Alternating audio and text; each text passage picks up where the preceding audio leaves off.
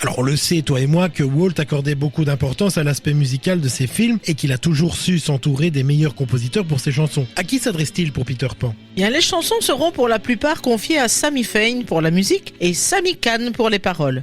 Et c'est le cas pour cette chanson-titre, qui est en fait un recyclage d'une chanson écrite pour Alice au Pays des Merveilles 2 ans auparavant. Alors là, c'est une première pour moi. On recycle les chansons chez Disney. Alors je suis curieux d'entendre ça. Pour Alice, Sammy Fain a composé Beyond the Loathing Sky sur des paroles de Bob Hilliard. Il s'agissait d'une chanson dans l'esprit de Over the Rainbow du film Le Magicien d'Oz en 1939. Le choix était cohérent puisque les deux héroïnes, Dorothy et Alice, ont quelques ressemblances.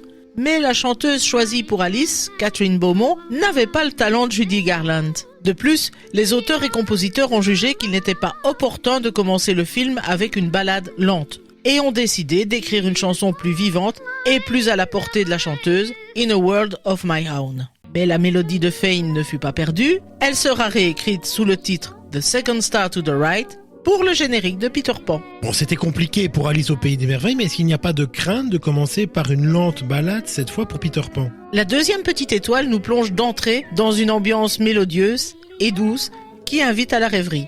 Les paroles évoquent un voyage vers un monde magique où les soucis s'évanouissent et où l'imagination prend le pas sur la réalité. Cela reflète parfaitement l'esprit de Peter Pan qui refuse de grandir et cherche à préserver la magie de l'enfance.